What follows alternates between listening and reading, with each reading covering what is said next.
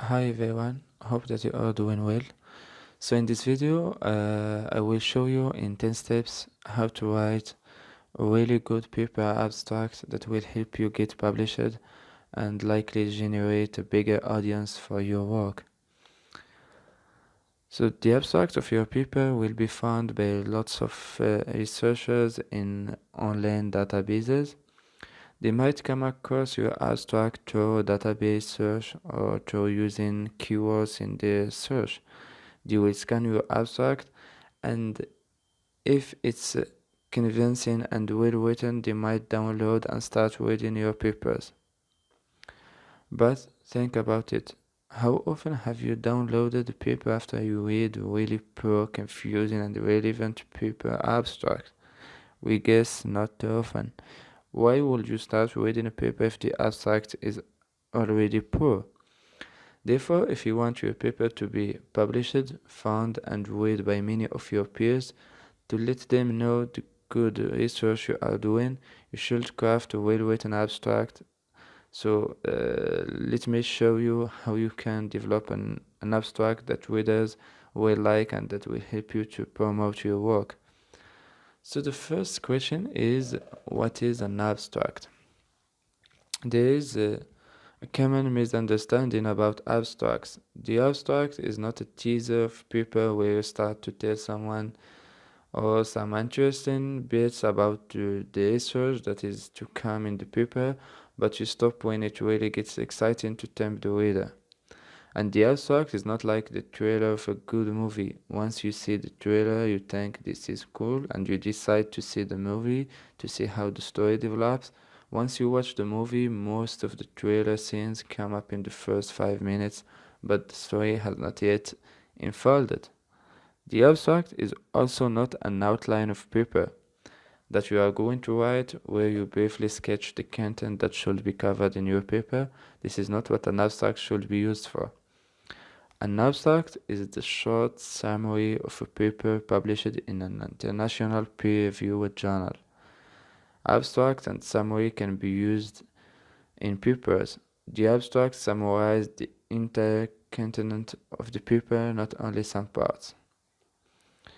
After reading the abstract, your readers should have a very clear idea what they can expect to read in the paper.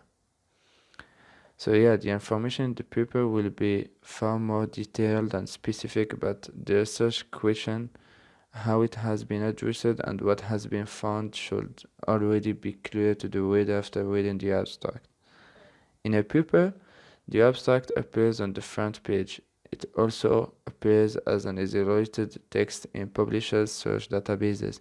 This is where your peers, the potential readers of your paper, will most likely first find it. So why is the abstract important?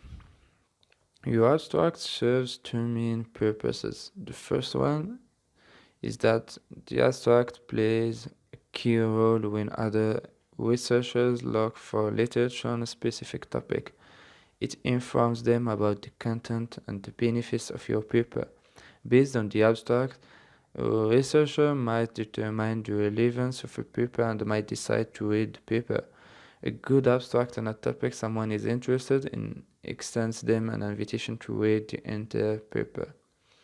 The second purpose is that your abstract has also an important function in the peer review process.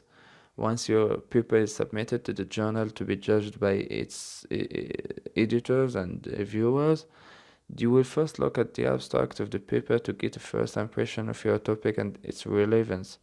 When an editor decides to pass it on to a reviewer, this reviewer will also see your abstract first. They will use the abstract to help them decide to accept or decline the review invitation. So, a well-written abstract may make a reviewer like your paper that much more.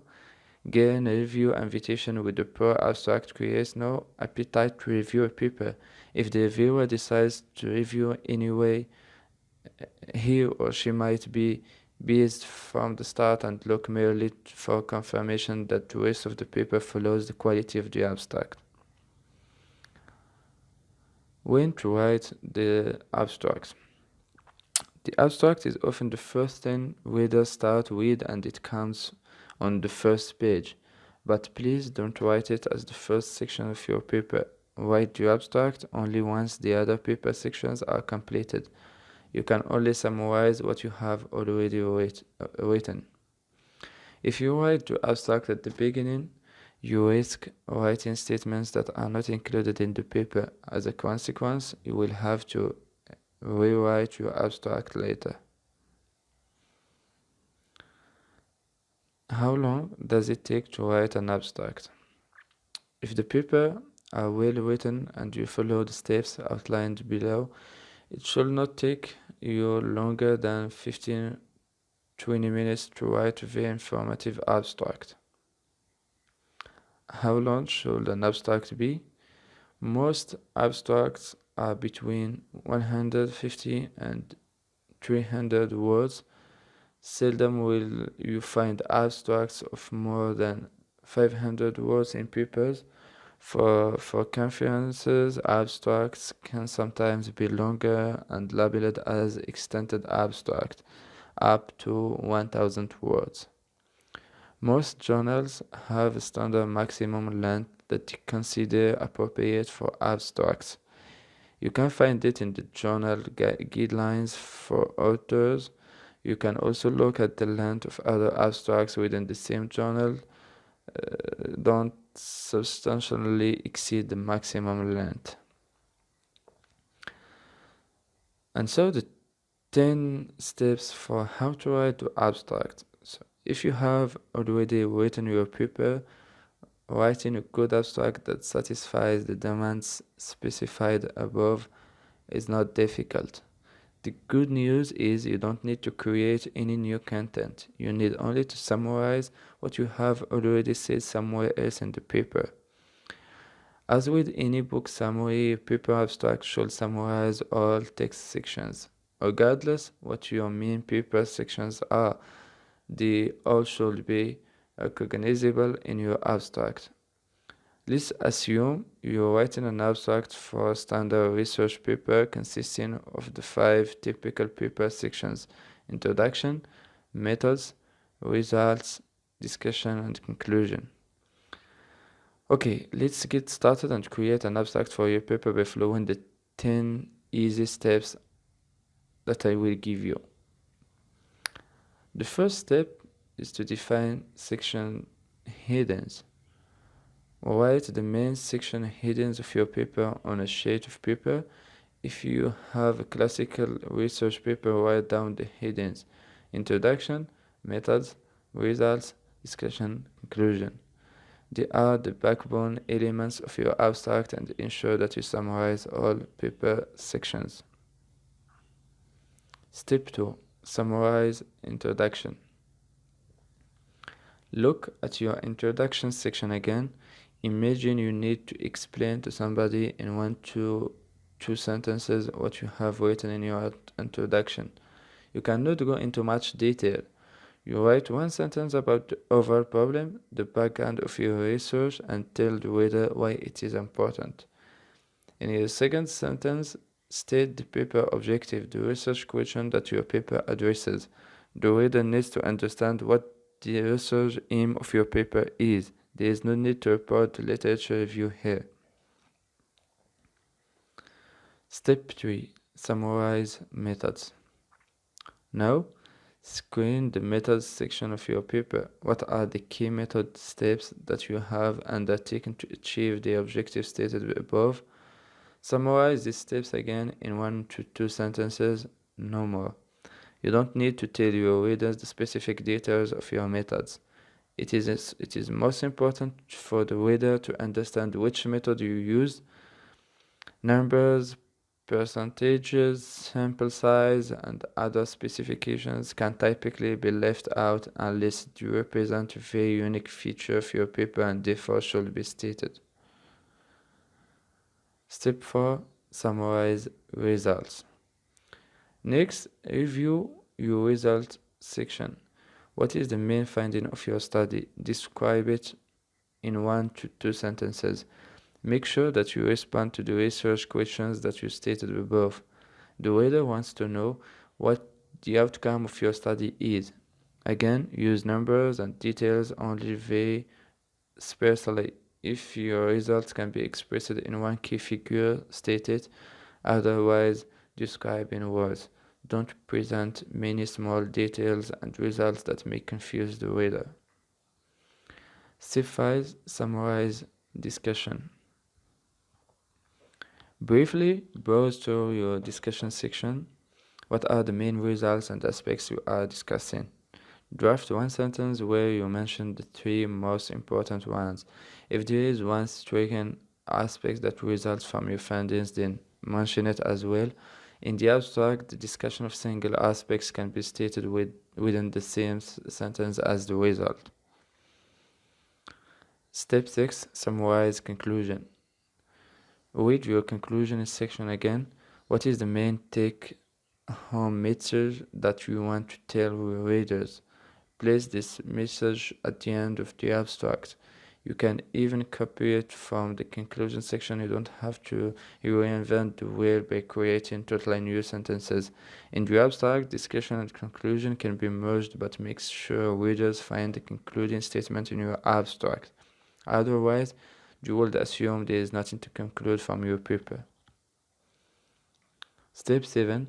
Edit language, style, and length. Now that you have a draft version of your abstract, you may want to edit it to improve clarity for your readers. One aspect to review is the tense form you choose. We recommend you write the abstract in the past tense, as it's summary of a paper that reports on an activity that took place in the past. You are merely referring to your own work here, and therefore past tenses is appropriate. A second aspect to look at is style. Avoid sentences that are too long and complicated. Try to use simple and easily understandable phrases and reduce the use of too many relative clauses. Avoid an extensive use of passive voice. It is your abstract of your paper reporting on your work, and therefore you can use personal pronouns such as I and we. The third aspect to look at is length. It is a good idea to keep your abstract short, even if the journal has no specific word limit for the length of the abstract. Stick to a maximum of 300 words. A longer abstract takes more time to read and might be a reason why yours is skipped. If the journal has a word limit of 150 to 200 words or even less, you might need to modify the steps outlined above and summarize each paper section in one sentence only. Step 8. Use key phrases and keywords. In an abstract, every sentence and every word needs to be well chosen. You don't have a lot of space to explain things here. You must make sure that every sentence has a clear function in your abstract. You don't need transition sentences to bridge different parts of the paper. It is helpful to use standard phrases like our aim with this paper was for the introduction. For the methods we analyzed, we measured. For the results, we found that. For the discussion, we discussed. For the conclusion, in conclusion. Then your readers will always understand which section of the paper you are talking about. Another aspect to consider in your abstract is your choice of words. Potential readers will look in databases and search keywords of topics they are interested in. To ensure that your abstract comes up in the database search, make sure that you use relevant and common keywords that describe your paper content well. Step 9. Reorganize and structure the text. Journals have different types of abstracts that they want you to write. They define their preference in the guidelines for authors, which you can also identify from the published abstract within the journal. A common type is the informative abstract. You summarize all paper sections as described in the steps above and include own sentences into one paragraph without section heading. The alternative is the structured abstract. So you keep the headers of the main paper section and summarize the content of these sections briefly below each of the headers. A structured abstract consists of several short paragraphs. Step 10 and the last step is to avoid references, sources, and abbreviations. Usually, abstracts should be written without mentioning references or sources in the text, as the abstract is read in isolation from the paper. It will not help readers if you provide references in the text because the full reference cannot be seen. Also, keep the use of abbreviations to minimum. Only use abbreviations when you are certain they are common language to your audience and cannot be misunderstood. So, your abstract is an important element of your journal paper as it summarizes the main paper content. The abstract plays a vital role in helping people to find your paper and in deciding to read it. Write your abstract after you finish all manuscript sections and keep it short. Readers want to get an overview of your paper as quickly as possible and don't want to read a lengthy text. Make sure to summarize all paper sections. Don't hold back important information, but don't get lost in details either. Keep in mind reader from your field whom you want to briefly describe your research to and what is the good stuff that you found. So follow these 10 steps outlined above and you will end up with a well-crafted abstract that invites them to read your whole paper.